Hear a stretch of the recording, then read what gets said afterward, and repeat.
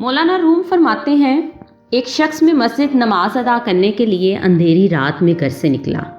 اندھیرے کی وجہ سے ٹھوکر لگی اور وہ منہ کے بل کیچڑ میں گر گیا۔ کیچڑ سے اٹھ کر وہ گھر واپس گیا اور لباس تبدیل کر کے دوبارہ مسجد کی طرف چل دیا۔ ابھی چند قدم ہی چلا تھا کہ دوبارہ ٹھوکر لگی اور وہ دوبارہ کیچڑ میں گر گیا۔ کیچڑ سے اٹھ کر وہ ایک بار پھر گھر واپس گیا اور لباس تبدیل کر کے مسجد جانے کے لیے دوبارہ گھر سے نکل آیا۔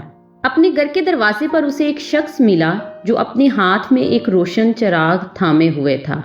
چراغ والا شخص چپ چاپ نمازی کے آگے آگے مسجد کی طرف چل دیا۔ اس بار چراغ کی روشنی میں نمازی کو مسجد تک پہنچنے میں کسی دشواری کا سامنا نہ کرنا پڑا اور وہ ٹھیک ٹھاک مسجد تک پہنچ گیا۔ مسجد کے دروازے پر پہنچ کر چراغ والا شخص رک گیا۔ نمازی اسے وہیں چھوڑ کر مسجد میں داخل ہو گیا اور نماز ادا کرنے لگا۔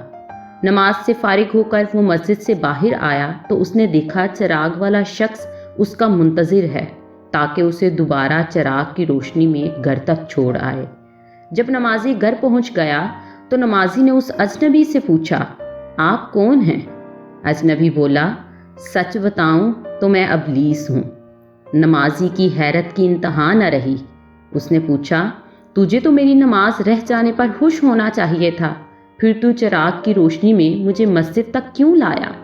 ابلیس نے جواب دیا، جب تجھے پہلی ٹھوکر لگی تو اللہ نے تیرے عمر بھر کے گناہ معاف فرما دیے، جب دوسری ٹھوکر لگی تو تیرے سارے خاندان کو بخش دیا۔ مجھے فکر ہوئی اب اگر تو ٹھوکر کھا کر گرا تو کہیں اللہ تیرے سارے گاؤں کی مغفرت نہ فرما دے، اس لیے چراغ لے کر آیا ہوں کہ تو بغیر گرے مسجد تک پہنچ جائے۔